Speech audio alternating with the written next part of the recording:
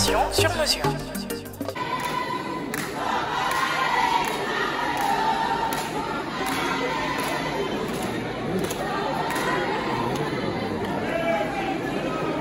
Assalamu alaikum wa rahmatullah wa barakatuh. Monsieur le représentant du ministre de la Santé et de l'Action sociale, ma sœur Marie-Khémesse, donc M. Alioune Sy, j'espère que vous avez pu nous accepter ces quelques entorses au protocole compte tenu de la neutralité de l'État et des débordements, notamment de Omar Samba. Mais je comprends que Rouyak de Gueule, donc c'est un ami de longue date. J'ai cru comprendre que vous avez pu nous tolérer ces émotions et ces débordements. Monsieur le directeur général de l'Institut africain de médecine moderne, donc Omar, mesdames et messieurs les membres fondateurs de l'IASM, mesdames et messieurs du corps professoral, mesdames et messieurs, vous me permettez d'en sortir quelques-uns qui sont des compagnons de longue date. James, Dr Mamadou Mbaye, qui est mon jumeau, mon ami de toujours, celui qui aujourd'hui est davantage d'ailleurs frère à mon épouse Amélie et qui est le papa de mes enfants en même temps. Donc, mon cher ami James, Corps Rose, malgré nous, tu comprends qu'il faut que je fasse ça pour qu'on marque notre territoire parce que moi je suis du côté de Rose. Donc merci James. Un prototype de Sénégalais que nous aimerons tous avoir comme amis, comme frères, comme père, comme mère, comme fils. Des Sénégalais qui ont blanchi sous l'armée et qui sont brillants, qui sont modestes et qui continuent chaque jour de se remettre en question pour être les meilleurs qu'ils sont. Ces gens que vous voyez là sont hyper brillants, malgré leur modestie, malgré leur corps simple. Je les connais, c'est de très grands médecins, pour la plupart, et de très grands enseignants. Et c'est pourquoi je pense, chers récipiendaires, chers élèves de l'IASM, j'ai cru comprendre que vous êtes d'accord avec moi car j'ai vu à l'applaudimètre combien vous avez pu rendre hommage à ces braves serviteurs du Sénégal.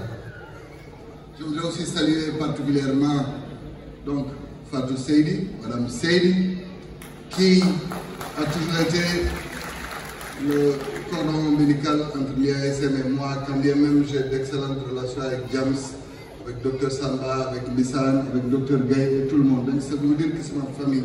Pour l'Indjou, tous les autres comprendront que je suis sur un présidium et que je suis obligé d'écouter le cadre relationnel privé, mais pour au moins que vous puissiez comprendre qu'il s'agit là de ma famille. Chers parents d'élèves, chers invités, donc nous sommes à nouveau réunis aujourd'hui pour la cérémonie de graduation des pensionnaires de l'UASM. Je voudrais vous exprimer, au nom de toute la délégation qui m'accompagne, toute ma joie d'être avec vous aujourd'hui. Et je remercie vivement l'administration de l'IASM, le corps professoral, ainsi que tous les élèves, pour avoir encore une fois porté leur parrainage sur ma modeste personne. En effet, nous sommes à la deuxième édition de la cérémonie de graduation après celle qui nous avait réunis au Théâtre National Daniel Sorano il y a cela 3 ans. Cela témoigne pour moi un fort attachement de votre institution au rapport que nous avons pu tisser depuis qu'on s'est connus. Mesdames et messieurs, nous sommes certes réunis pour fêter dans la joie la cérémonie qui clôture un cycle d'enseignement. Mais je voudrais qu'il me soit permis de profiter de cette tribune pour échanger avec vous sur la thématique qui nous a réunis, à savoir sur les APC et aussi sur la question globale de la santé publique au Sénégal. Dans le contexte sénégalais, où le renforcement du système de santé est une priorité cruciale, l'approche par compétences en sciences infirmières obstétricales, le plan dans lequel nous pouvons aborder ces sujets en 4 grandes parties. Sur les défis de la santé publique, nous commencerons par examiner les obstacles majeurs qui entravent l'accès aux soins de santé, notamment dans les zones rurales, ainsi que les questions de financement et de prévention des maladies. Nous parlerons également de l'importance de la démocratie en santé. Sur les opportunités et les solutions qui sont le point 2, nous explorerons les opportunités qui s'offrent à nous pour améliorer le système de santé. Et nous discuterons de l'intégration de la médecine traditionnelle et de l'impact des nouvelles technologies. Sur le point 3, sur l'impact sur les zones rurales, nous nous pencherons spécifiquement sur les zones rurales, souvent négligées, pour voir comment les nouvelles technologies et méthodes peuvent être adaptées à ces régions. En conclusion, c'est un appel à l'action, parce que nous résumerons les différents points abordés et je vous en proposerai ainsi. Il faut vous rassurer, ça ne va pas être aussi long que vous le pensez. Je vais être très court après, qu'il est impératif que chacun d'entre nous prenne part à cette mission pour améliorer la santé publique au Sénégal. Sur les défis de la santé publique au Sénégal, d'abord il s'agit de l'accès aux soins. Il y a une disparité qui est notoire entre les zones urbaines et les zones rurales. Dans les zones rurales, seulement 30% des habitants vivent à moins de 5 km d'un centre de santé. Et son impact sur la maternité, sur la santé maternelle et infantile, pour les spécialistes que vous êtes, que ce taux de mortalité maternelle est aujourd'hui à 315 pour 100 000 naissances vivantes. Donc il faut qu'on innove. Parce que sur les questions de ressources, le budget de la santé, moi je plaide pour qu'on relève le budget de la santé au Sénégal, car il représente moins de 10% du budget national. Et sur la qualité des soins, nous savons donc que cette faiblesse dans le budget a en effet un impact sur la qualité.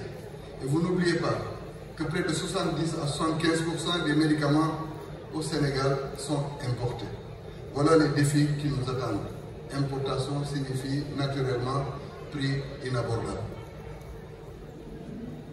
Sur la prévention des maladies, il y a une question qui peut être distribuée au Sénégal. Et je pense aussi que nous devons profiter, parce que le président Macky Sall a ouvert une très belle brèche avec la télémédecine. Nous devons donc avoir des projets qui permettront de réduire les temps d'attente pour des consultations spécialisées de 3 mois à 2 semaines. Nous devons continuer donc à plaider pour la télémédecine. Nous devons nous inspirer aussi de tout ce qui est fait en matière d'outils de modernisation pour que nous puissions électroniser les dossiers médicaux. Ça permettra d'avoir un système centralisé et qui pourra réduire les erreurs médicales au minimum de 20%. Et on ne réinvente pas la roue. Vous savez que dans beaucoup de pays, il a été noté des innovations phares, dont des applications mobiles sur la santé. Des applications comme Dokita Eyes permettent un diagnostic préliminaire des maladies oculaires. Donc c'est vous dire que nous pouvons aussi explorer cette brèche dans le Sénégal qui vient. Je pense que dans le cadre de la carte sanitaire du Sénégal, nous pouvons nous réjouir aujourd'hui de la quantité d'hôpitaux modernes qui ont été édifiés dans des régions où on pouvait penser que c'était un luxe.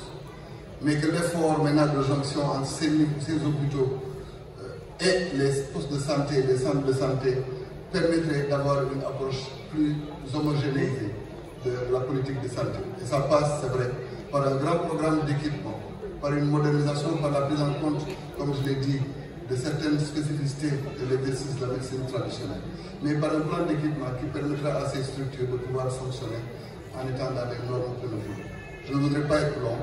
Voilà ce que je voulais dire en guise de contribution sur cette question de santé publique. Je vais terminer mon propos par nos pensionnaires qui nous réunissent aujourd'hui, parce que ce sont eux les véritables rois de la cérémonie. Il est arrivé dans nos cycles de vie que nous puissions aller à l'école, à l'université ou dans des écoles de formation et que nous puissions sortir avec un diplôme. Cette période charnière de nos vies est une période qui peut tout de suite basculer vers un doute, car il y a, comme vous le savez, beaucoup de défis par rapport à l'absorption des diplômés au Sénégal, comme il y en a partout dans le monde. Mais vous devez vous armer de courage, vous devez oser explorer les chemins de l'entrepreneuriat aussi.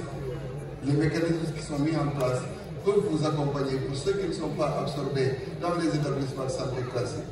à innover en matière d'offres de santé, de soins de santé, et vous pouvez ainsi contribuer à une politique sanitaire plus démocratique de notre pays. Je voudrais vous souhaiter bonne chance dans vos carrières, à vous qui êtes le plus fiers de vos parents. Vraiment, merci à tous pour votre aimable attention. Je vous remercie.